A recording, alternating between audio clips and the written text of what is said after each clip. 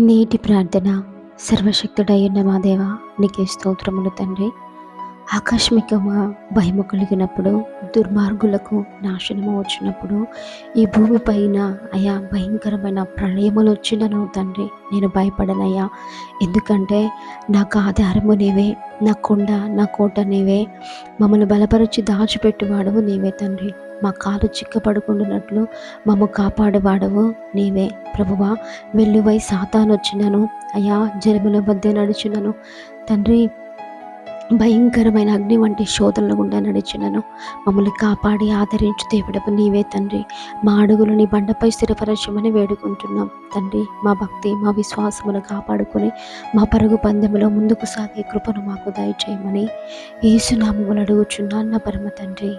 ఆమేన్, ఆమేన్.